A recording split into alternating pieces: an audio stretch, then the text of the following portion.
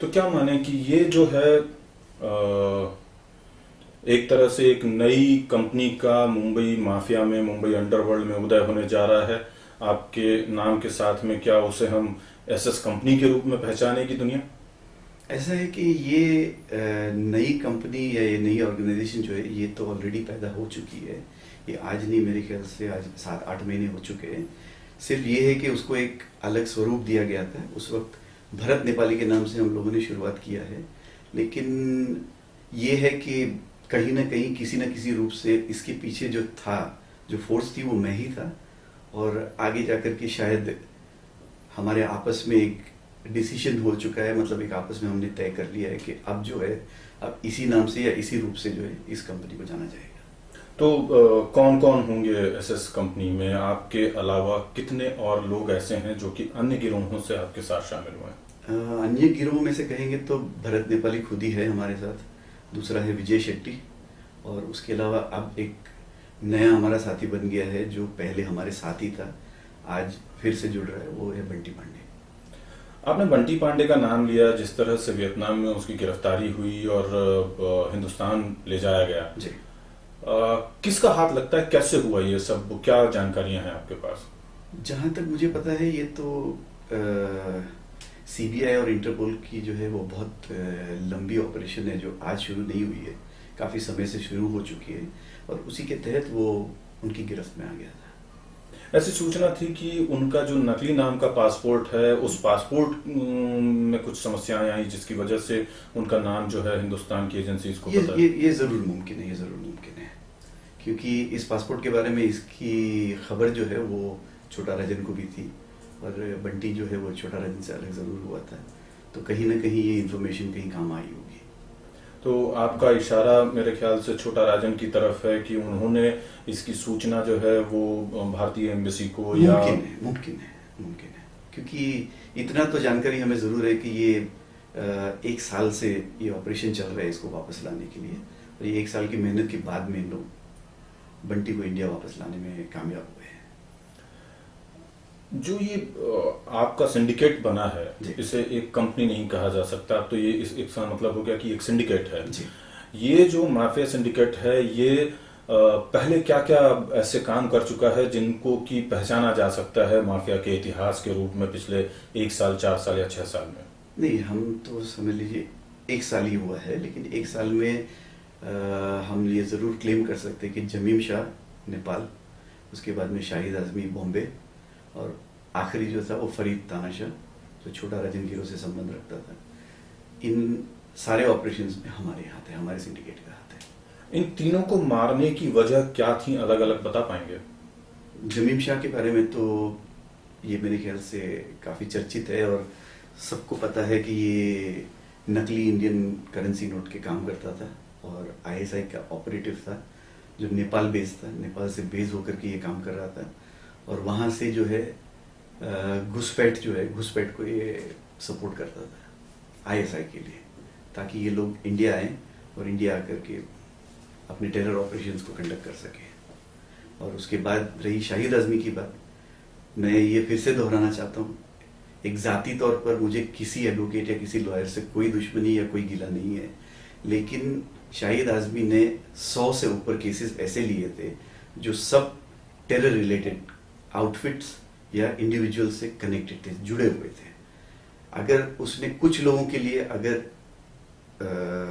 Stand लिया होता तो मैं फिर भी उसका समर्थन करता, क्योंकि मैं मानता हूं कि एजेंसीज कभी कभी कुछ ज्यादतियां कर जाते हैं, लेकिन 100 से ऊपर केसेस जो होते हैं वो कोई एक्सप्लेनेशन के बाहर है कि ये इंसान क्यों हर टेररिस्ट के लिए खड़ा रहता था। ये सबसे मेन वजह थी कि हर वो इंसान जो हमारे देश में तबाही मचाता है उसी को ये रिप्रेजेंट करता था। और तीसरा फरीद तानाशाह, बस सिर्फ एक ही बात थी कि वो छोटा राजन का खास था, छोटा राजन के सारे ऑपरेशन हैंडल करता था, और यही है हमारा कहना कि आगे भी जाकर के जो भी छोटा राजन का साथ देगा वो सब हमारे टारगेट ही रहेंगे। फरीद तानशाह को इसलिए मारा गया कि वो उनका साथ देता था छोटा राजन का, तो क्या वो पूरी फाइनेंशियल बैकबोन आज की तारीख में था हिंदुस्तान में छोटा राजन के लिए? नहीं, ये तो नहीं माना जा सकता कि बिल्कुल बैकबोन था, लेकिन एक काफी एक इम्पोर्टेंट हिस्सा था।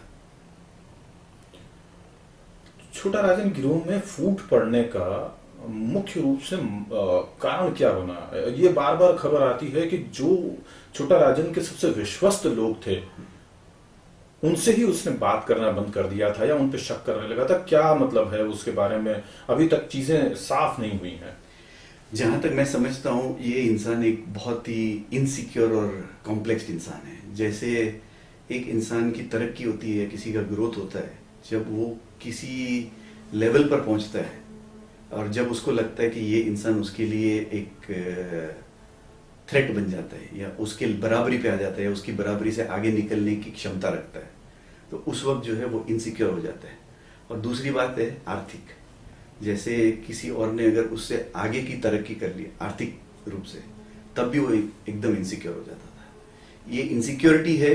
और दूसरी बात ये कि उसके आसपास की जो कॉटरी है या जो उसको यूं समझ लीजिए सलाह देने वाले उसके सलाहकार है, वो उसे जरूर इस बात को लेकर के गलत ट्रैक पे लेके जा देते, जिसकी वजह से उसको सही अच्छे और बुरे इंसान का फर्क जो है ना, उसको तय कर पाना उसके लिए बहुत मुश्किल है। आपके साथ में भरत नेपाली जुड़ा हुआ है। भरत नेपाली की क्या भूमिका पहले रही है और अब क्या है? भरत नेपाली छोटा राजन के गिरोह में जब तक था तब तक ये था कि उसने मुख्य रूप में दत्ता सामंत के जो शूट आउट में उसका इन्वॉल्वमेंट था, मतलब वो मेन प्लानर था समझ लीजिए, या मेन काम उसी ने किया था। उसके बाद में सूरत में उसने महमूद पर्दा करके कोई है उसका काम किया था। ये सारे जो छोटा राजन के साथ रहते हुए उसने कई सारे काम किए, जैसे डीएन घोष की बात हो गई। ऐसे कई कई सारे किस्से हैं जिसको लेकर के भरत नेपाली ने अपने लिए अपना एक सिक्का जमाया हुआ था और आज भी कर रहे हैं। यूँ समझ लीजिए हमारे सिंडिकेट में प्लान करने के लिए, स्ट्रेटेजाइज करने के लिए वो एक हिस्सा है हमारा। तो पहले उसका नाम सामने रखा गया था, अब वो नाम विड्रॉ कर लिया है, आप खुद सामने आ गए फ्रंट पर। हाँ, इसकी वजह ये है कि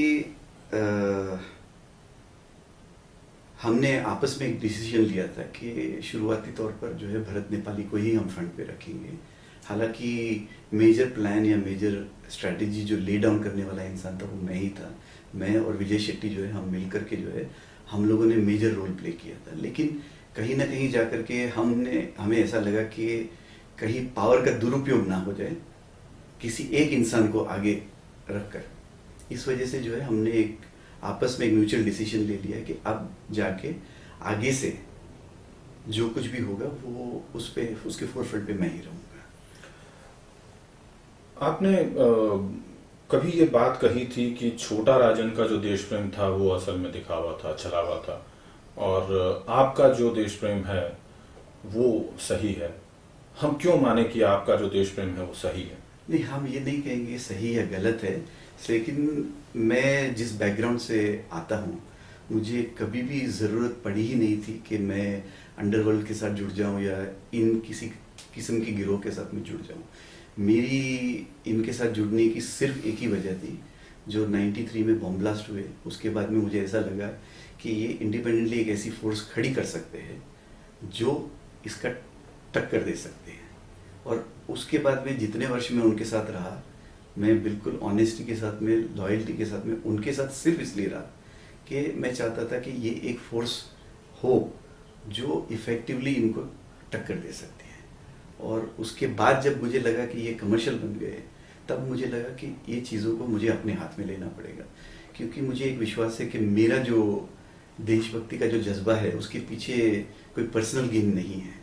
अगर पर्सनल गेन होता तो मेरे ख्याल से मेरे अपने पास में आज भी और पहले भी बहुत कुछ है जिसकी वजह से मैं बहुत सुखी और आसानी से जी सकता हूँ, अच्छी लाइफ जी सकता हूँ। ये बात तो निश्चित है कि आपके पास में बहुत कुछ है, क्योंकि आपका पहले बहुत बड़े पैमाने के ऊपर सोने की तस्करी का काम चलता था, इलेक्ट्रॉनिक्स का काम तस्करी का चलता था। वो काम छोड़ करके यहाँ आने की आवश्यकता आपने बताई वो थी जी। फिर भी आपको भय नहीं लगा कि आप कुछ गलत करने जा रहे हैं? नहीं, भय तब लगता है जब हमारा मकसद ही गलत हो। जब हमारा मकसद देशभक्ति है तो मुझे नहीं लगता कि भय के लिए कोई जगह है। है।